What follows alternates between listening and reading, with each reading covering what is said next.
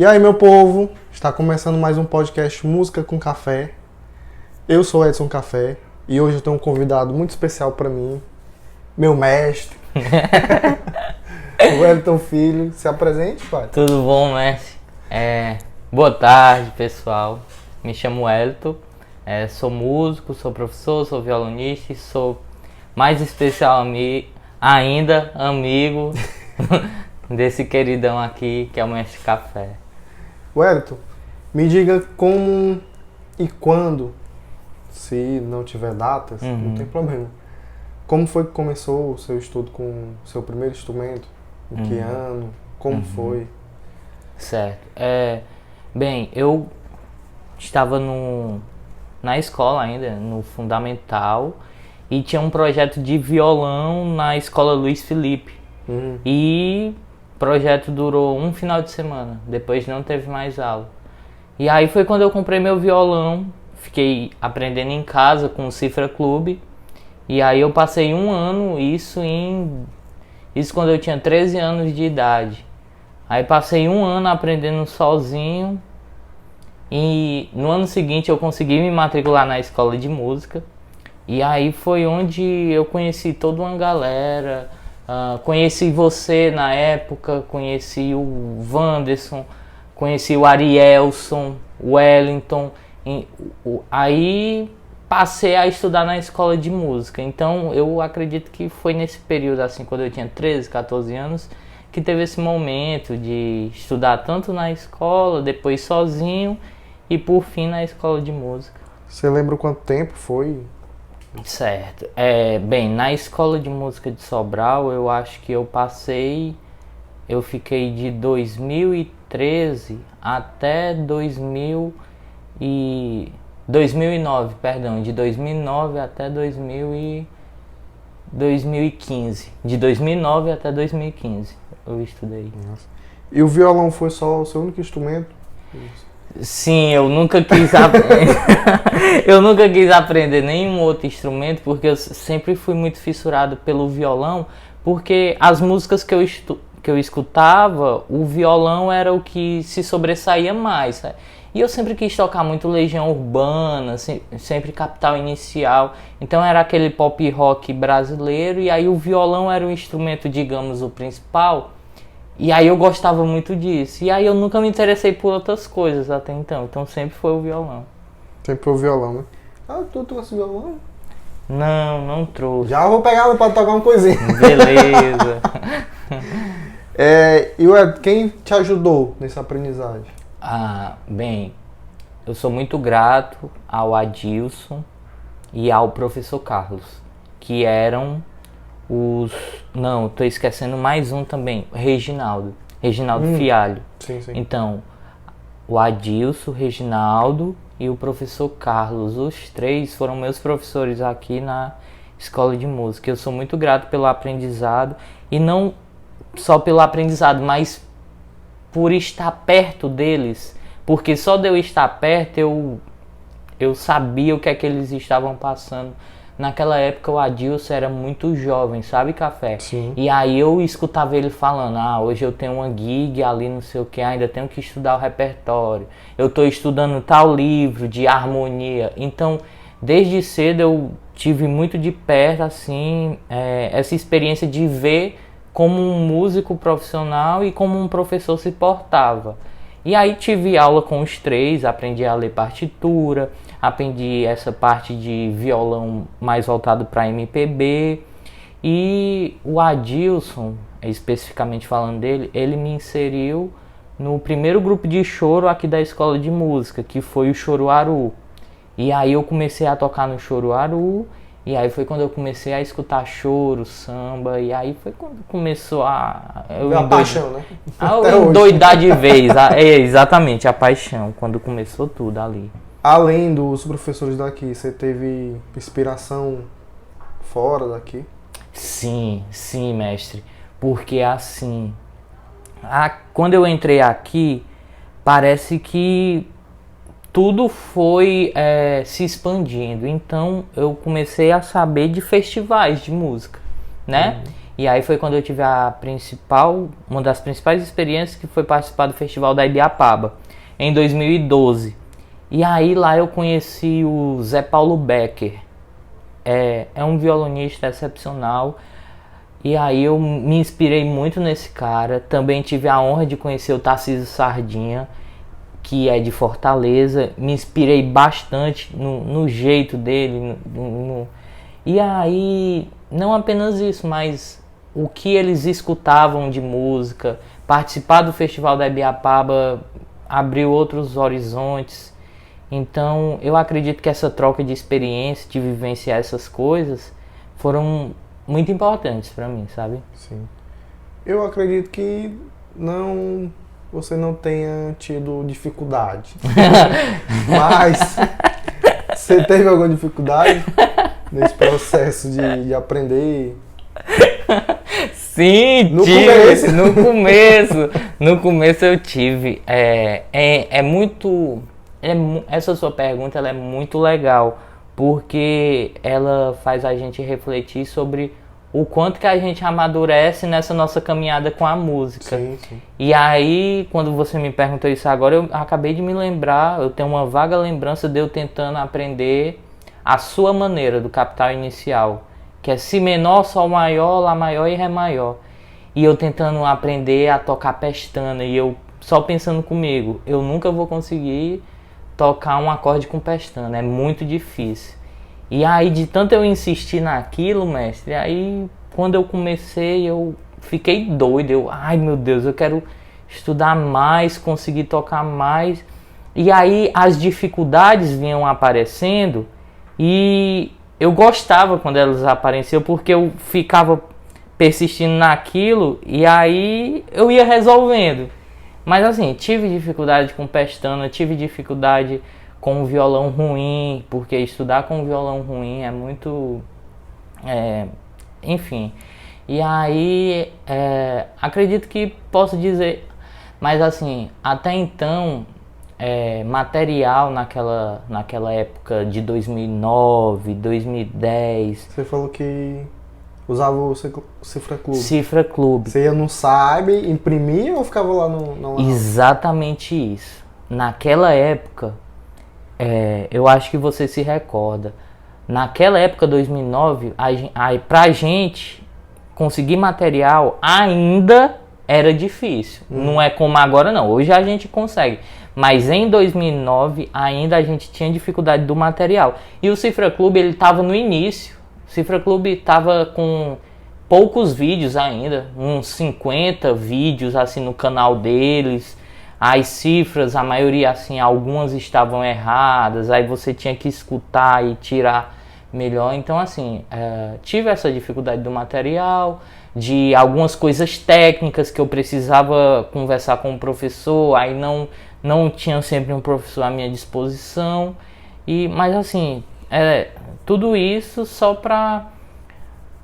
foi importante, porque aí mostra a nossa evolução ao longo da nossa carreira. Muito legal.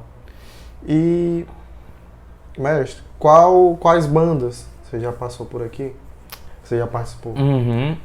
Bem, bandas, né? Não Sim. necessariamente bandas, né? Mas sim projetos. Sim. Bem, um dos projetos, como eu falei, né? Eu iniciei no Choruaru e acredito que foi assim, um marco para mim como professor, como violonista, como músico, porque lá eu conheci o Adilson, conheci a Jéssica do clarinete, conheci uma galera super legal. E aí foi no Choruaru, teve também o Lágrimas da PS, que foi outro grupo de choro que eu participei dentro do curso de música da UFC. Vocês foram pra Rússia. Pra Rússia. Exatamente. E outros locais também. Exatamente. Fizeram uma tour aí. Sim. Foi em 2017. A gente viajou pra Rússia, né? E aí passamos por alguns países europeus, como Portugal. Aí ficamos em Lisboa. E assim, toquei no Lágrimas da PS. E assim, mestre, o legal da gente tocar em projetos assim é que a gente vai ficando conhecido, vai conhecendo mais gente. E aí foi justamente o que aconteceu comigo. Eu tocando nesses projetos, eu fiquei um pouco mais conhecido, fui conhecendo mais gente e aí vieram surgindo os outros projetos. E um dos que eu tenho muito orgulho de fazer e de tocar, inclusive nós somos parceiros nisso, é o Balaio da Preta, certo? É uma banda que é composta por mim, por você, pelo Rai, pela Patrícia e pelo Thiago. Então eu faço parte dessa banda, gosto muito da pegada voltada principalmente para a questão da música negra, toco no balaio e também acompanho algumas cantoras aqui na cidade, né? Que, principalmente a Dani Mendes, a Keila Rocha e agora recentemente a Ana Jaqueline. Eu acho que eu devo estar esquecendo de alguma outra coisa, mas pelo que eu me lembro, eu acho que é isso por enquanto. Se for lembrando, tu pode... Tá bom, pode deixar. É porque é tanta gente legal que a gente gosta de tocar aqui. E, mestre, dentro da universidade, como foi sua experiência? Eu sei que agora, melhor ainda e mais encaliçado ainda, você tem... vamos dizer, o sobrenome mestre de verdade, por ter mestrado. E me diga aí um pouco da sua experiência. Hoje você está como professor do curso de música, né? Exatamente. Pra honra e glória do Senhor, né? Foi assim. Em 2014, eu entrei no curso de música da UFC, daqui de Sobral, né? E aí eu me formei em 2018. E em 2019 eu dou início a... Eu fiquei 2018 e depois de me formar, fiquei 2018 e 2019 trabalhando. Fiquei trabalhando no ECOA como professor de violão nas escolas. A gente tinha um projeto e eu ficava lecionando nas escolas. E aí em 2019 eu me preparei para o mestrado. Em 2020 eu entro no mestrado. E aí o que é que tem? Pandemia. E aí eu volto, porque eu fui fazer meu mestrado fora, fui fazer em Natal. Aí começa a fazer o mestrado, tô gostando, aí tem pandemia, eu tenho que voltar. Faço mestrado aqui em Sobral, e aí... Só online? E aí eu consegui terminar o mestrado, defendi neste ano, em fevereiro. E aí, quando é em março, eu consigo entrar como professor do curso de música da UFC. Então, no curso em que eu me formei, atualmente eu estou sendo professor. Então, isso é muito legal, porque mostra, assim, os ciclos, né? Mostra toda essa... o peso em que você estudar, você gostar mesmo do que faz, até onde você pode ir com isso. Mas o que eu posso dizer também é que a experiência da graduação, do mestrado, ela é bacana para o músico, para o professor, mas assim, ainda ela é muito acadêmica. É para quem gosta muito da docência. Exatamente, né? O meu curso é de licenciatura, então é para formar o professor de música. O meu mestrado é em educação musical, então são áreas muito voltadas para a educação vinculado à música, né? E às vezes pode parecer estranho, mas às vezes a gente passa mais tempo estudando sobre música do que fazendo música. Então são coisas assim. Sim. Mas assim, eu agradeço demais ao UFC, ao UFRN por esse conhecimento, só agregou na minha vida, na minha formação. Muito bom. E você consegue se imaginar o que você seria sem a música? Não sei. Não faço a mínima ideia. Quando a gente está nesse processo de escolher a faculdade que vai fazer, né?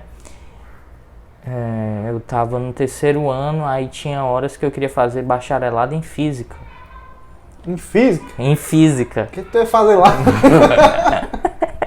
Eu sempre gostei. Eu ia criar um violão, não sei, de quem? Eu sempre gostei de física, matemática, mas aí essa pergunta também é bem bacana, mestre. Eu acho que eu não sei o que eu seria. Não leva a refletir, né? Sim, com certeza.